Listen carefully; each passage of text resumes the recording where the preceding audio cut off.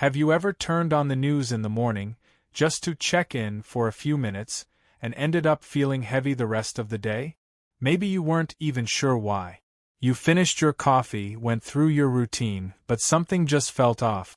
A sense of worry, sadness, even frustration, like a storm cloud had drifted into your living room and decided to stay. You're not alone. And you're not imagining it. The truth is, many people over 60 find themselves feeling more anxious or down after watching the news. But here's the thing most folks don't realize: it's not just the content that's affecting you. It's how your brain and emotions respond to it differently at this stage in your life. And if no one's ever told you that before, I'm glad you're here now, because today we're going to talk about what's really going on behind those uneasy feelings, and more importantly, what you can do instead to protect your peace and even lift your mood. You see, as we age, our emotional sensitivity often increases. We feel things more deeply. The highs can be sweeter, yes, but the lows hit harder. That's not a weakness. It's just the natural shift in how our nervous system and emotional wiring evolve. Combine that with a constant stream of tragedy, outrage, and fear, delivered straight to your living room every single day, and it's no wonder you start to feel depleted. Let's be honest, most news today isn't designed to inform, it's designed to shock, to alarm, to keep your eyes glued to the screen, no matter the cost. And that cost, for many of us, is our mental health. Especially in our later years, when protecting our emotional well-being becomes just as important as caring for our physical health. But here's the good news: you don't have to live under that emotional cloud. There are better ways to stay informed and stay happy, ways that are healthier for your brain, your heart, and your day-to-day outlook. Let's talk about the first one: getting outside first thing in the morning. Now, I know this might sound too simple, but give me a moment. Instead of starting your day with the news, filled with headlines about disasters, conflicts, and economic panic, what if you stepped out your front door and let your body soak in a little natural light? There's something powerful about the morning sun. It tells your body, hey, it's time to wake up. It's a new day. It resets your internal clock, boosts your mood by triggering the release of serotonin, and gives your brain a gentle wake-up call without the anxiety spike. Even just a 10-minute walk around the block or sitting on your porch with a warm drink can change the course of your whole morning. And no, you don't have to be power walking or doing jumping jacks.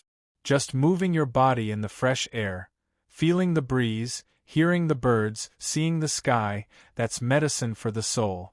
Your mind begins to settle. Your breath slows down. And you give yourself a moment to feel present instead of overwhelmed. Now, let's say you've come back inside after your walk. This is usually the moment when we reach for the remote, right? But I want to offer you another option, something that's surprisingly powerful: uplifting audio. Instead of tuning into the news, try listening to a podcast or audiobook that feeds your mind without draining it. Maybe it's a gentle meditation, a story from a time in history you love, or a recording of nature sounds with a soft voice offering encouragement and wisdom. There's a reason this works. Audio, especially when it's calming or inspiring, helps your brain stay in a more relaxed state. It can lower your blood pressure, ease anxiety, and even stimulate memory and focus. And unlike television, there are no flashing images, no breaking news banners, no jarring commercials. Just you, the sound, and your thoughts. One woman I spoke with recently told me she replaced her morning news routine with a daily poetry reading on her favorite app. At first, she felt a little silly. But after a few days, she noticed she felt more hopeful, more curious, and she started writing again, something she hadn't done in over a decade. That's the kind of quiet transformation we're after here. Not a complete overhaul of your life. Just small shifts that protect your spirit and bring a little light back in. Now, let's pause for a second, because you might be wondering, but don't I need to stay informed? Isn't that being responsible? Absolutely. But there's a difference between being informed and being inundated. You don't have to cut the news out completely. It's about choosing when and how you receive it, and balancing it with things that lift you up, not weigh you down. So instead of the news being your first source of input in the morning, try letting it be the last, if at all. Give yourself a few hours of peace, of clarity, of joy, before you invite the noise in. And if a headline does make its way to you during the day, ask yourself, does this need my energy right now? If the answer is no, you're allowed to turn it off. Because here's what I want you to remember: your peace of mind isn't a luxury. It's not something you have to earn. It's a basic part of your health and happiness, especially after 60. You've spent decades taking care of others, managing responsibilities, facing every kind of stress imaginable. You've earned the right to protect your heart from unnecessary worry. And that's what this journey is about: not ignoring the world, but learning how to care for yourself while still being a part of it. Because the world will always have chaos. But you don't have to carry all of it with you. Now that we've talked about how your morning routine can change everything, and how what you listen to can shape your emotions more than you think, let's keep going. Let's keep going, because we've only scratched the surface of how much better your days can feel with just a few small shifts. We've talked about mornings, about stepping outside, breathing in the day before the noise rushes in. But what about those quiet stretches in the afternoon? That time after lunch, when things slow down and you might start to feel a bit restless or low? That's when a lot of folks instinctively flip on the TV for company. I get it. You just want a voice in the room. Something to fill the silence. But here's a question worth asking. What kind of company are you letting in? Because if the voice in the room is shouting about disaster, corruption, and tragedy, that's not comfort, it's emotional clutter. This brings us to something incredibly important: connecting with real people in meaningful ways. That doesn't have to mean a big social event or a crowded room. Sometimes it's just one call, one moment of presence, one shared laugh. That's enough to change your emotional state entirely. You'd be amazed how many people over 60 go entire days, or weeks, without having a truly warm, personal conversation. Not just a quick "how are you?" at the grocery store, but a real, heart-level connection. The kind that reminds you that you matter, that you're not alone, and that someone else out there is thinking of you. So instead of spending an hour watching strangers argue on television, why not use that time to reach out? Call an old friend you haven't spoken to in years. Send a voice message to your grandchild. Write a short note to someone who once made a difference in your life, even if it's just to say, "Hey, I was thinking about you today." There's a simple magic in those little gestures. When you reach out, you pull yourself out of the fog of isolation and remind your heart what it's like to feel connected, seen, and valued. And the beautiful part is, it doesn't just uplift you. It uplifts them too. A man once told me that after his wife passed away, he started writing letters to his children. Not emails, not texts, but actual handwritten letters. He said it helped him feel closer to them, even if they lived miles away. But even more, it helped him rediscover his voice, his sense of self, his sense of purpose. That's something no news anchor can give you. Another gentle shift that can make a huge difference? Choosing what you feed your mind throughout the day. Think of your brain like a garden. Whatever you plant, whether it's hope or fear, peace or panic, will eventually grow. So ask yourself, what am I planting today? If your mental garden is being flooded with negativity from morning to night, it's no wonder you feel anxious, tired, or defeated. But if you start planting seeds of curiosity, joy, and inspiration, you'll start to feel the change. Slowly at first maybe, but it'll grow. And it'll last.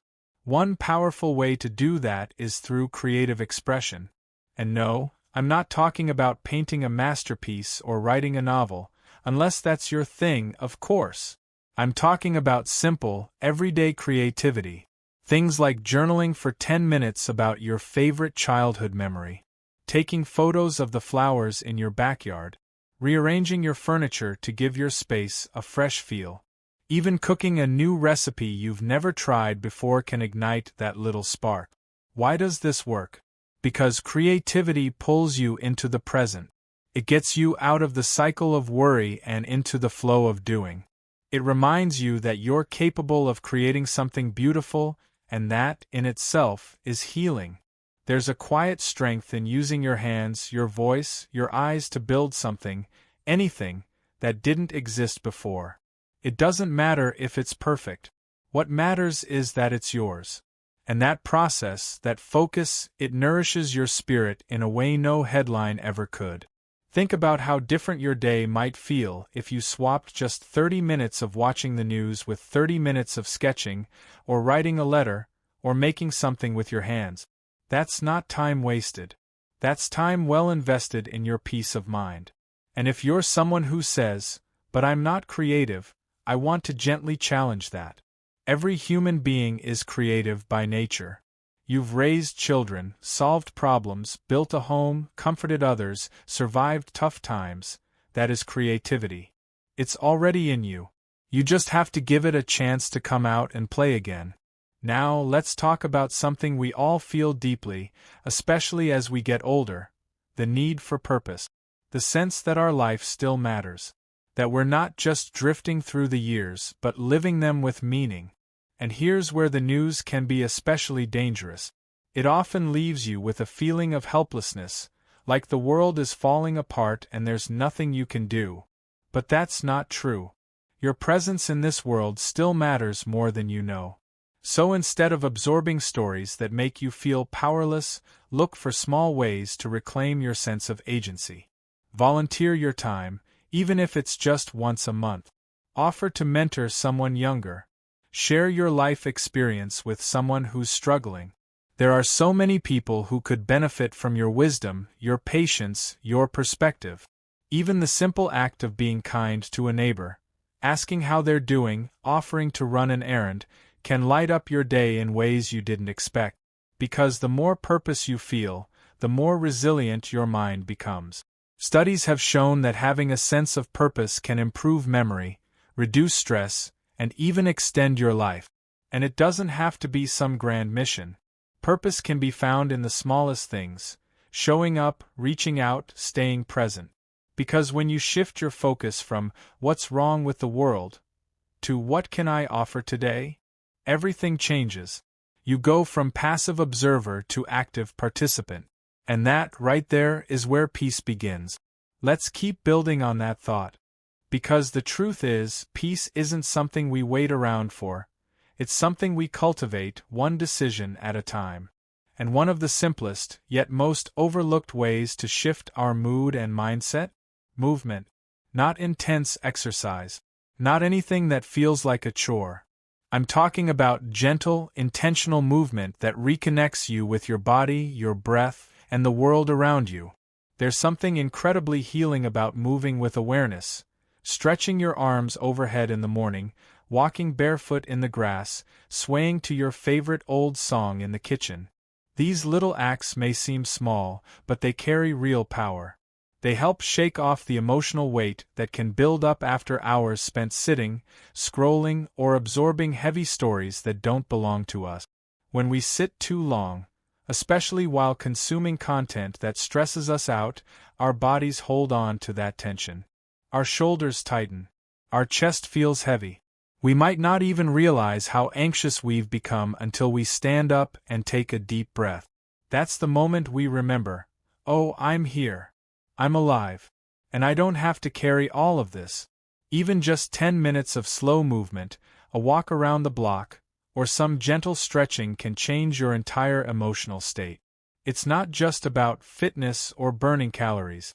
It's about creating space in your day for lightness, for calm, for the feeling of being in your life, not just watching it pass by. A woman I spoke to recently told me that every morning, before she turns on anything, TV, phone, news, she puts on a song that makes her feel alive and dances in her living room. Not like anyone's watching. Just her and the music. She said it's helped her feel young again. Not in her bones, necessarily, but in her spirit. That's what counts.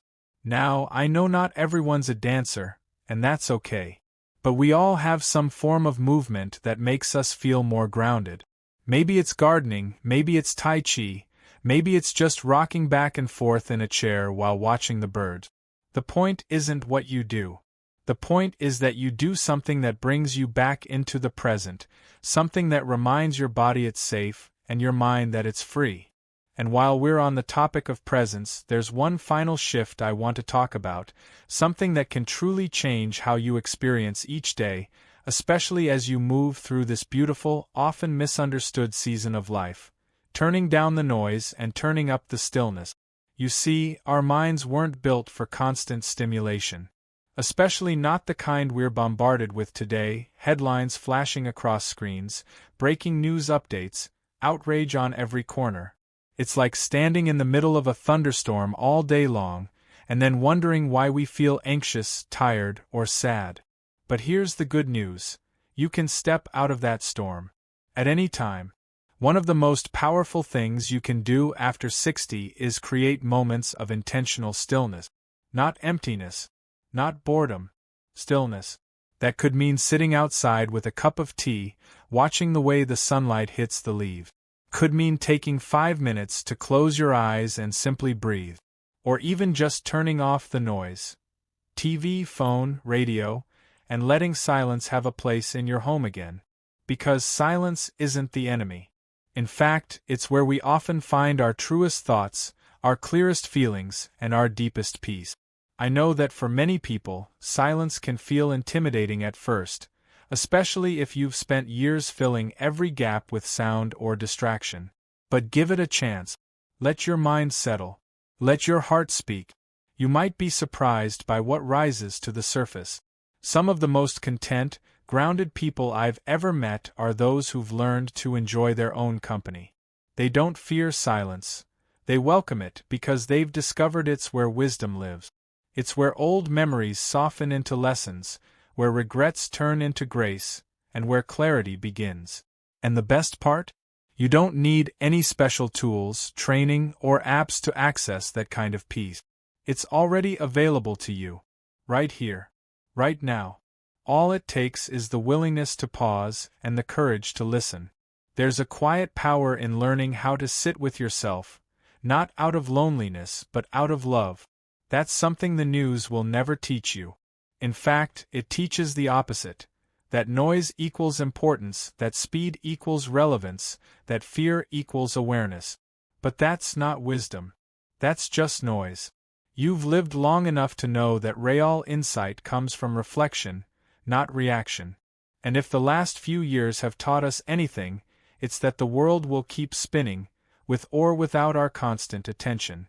So why not step back, breathe deeper, and reclaim your days? You are not obligated to carry the weight of the world just because a screen tells you it's falling apart.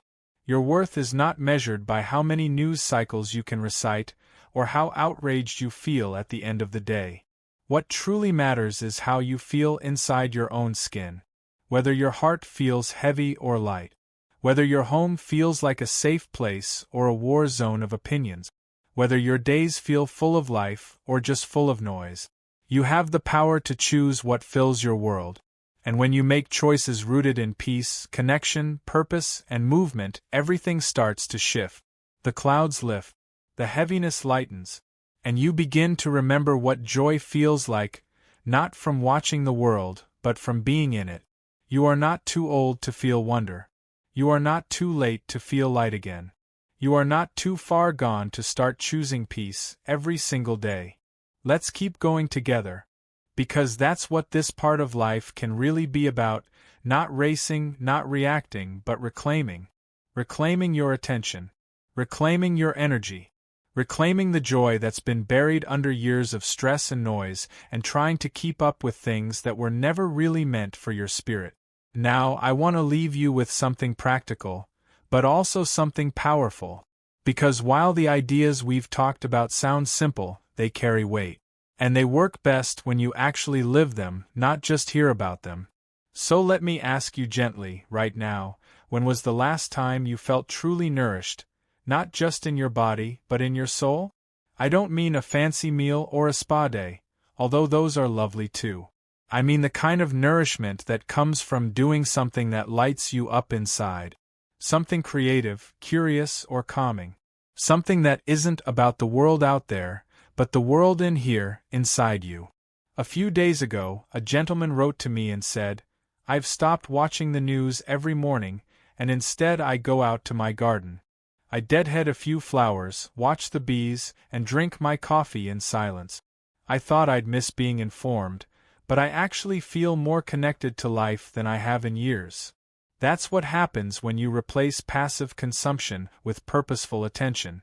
You stop drowning in negativity and start breathing in presence. So maybe for you, it's painting, or journaling, or sitting by a window and doing absolutely nothing but watching the world go by without needing to comment on it. Maybe it's volunteering at a place that fills your heart, or picking up a book that inspires your imagination instead of floods you with fear. Maybe it's calling that one friend you haven't spoken to in months, just to share a laugh or a memory without an agenda. Or maybe it's simply being kinder to yourself, speaking to yourself with the same gentleness you'd offer a loved one who's been through a lot. Because let's face it, you have been through a lot. We all have. And after 60, life doesn't magically get easier. But it can get deeper. It can get richer. And it can absolutely get more beautiful if you let it. You see, the danger of watching too much news isn't just the sadness or fear. It's what it steals from you quietly. Your time, your energy, your trust in the world, your sense of humor, your hope. But when you start turning your attention to things that feed your spirit instead of drain it, everything starts to change. Suddenly, instead of ending the day with a clenched jaw and a heavy heart, you end it feeling like you've lived, you've connected, you've laughed, you've breathed deeply, and you've remembered that, yes, even now, especially now, there's so much beauty left to witness. No one ever looks back at 80 or 90 and says, "I'm so glad I watch the news every day." But they do say, "I wish I'd spent more time doing what made me feel alive." So if you've been waking up lately feeling anxious, disconnected, or like the world is just too heavy, please know that it's not your fault. But it is your choice what you give your attention to from this moment forward. You don't need to know every disaster the moment it happens to be a thoughtful, aware, compassionate person. In fact, sometimes the most compassionate thing you can do is turn off the noise and turn toward your own life, so that when the time comes to help, support, or engage, you're not exhausted. You're ready, whole, strong, centered. Your presence matters more than your opinion on every crisis. Your peace matters more than any political argument. And your happiness is not selfish. It's a form of quiet rebellion in a world that wants you angry and afraid. So as we close today, I invite you to take just a few moments. No phone, no TV. Just you, right where you are. Take a deep breath. Feel it move through your body. Let your shoulders drop, your jaw soften, your heart slow down. And maybe, just maybe, ask yourself, what could I do today that would bring me joy? Then go do it. Even if it's small. Even if it's silly. Especially if it's something just for you. Because you've earned that peace. You've earned that freedom. And your life, this exact moment, is still full of possibility. So if this video brought you comfort, or made you think, or reminded you of something you'd forgotten, I'd love to hear about it. Share your thoughts in the comments. Tell me what you're choosing instead of the news today. Tell me what lights you up. And if you haven't already, go ahead and click the like button. It helps more people, just like you, find these conversations. And if you want more videos like this, filled with warmth, encouragement, and real-life ways to feel better after 60, I hope you'll subscribe.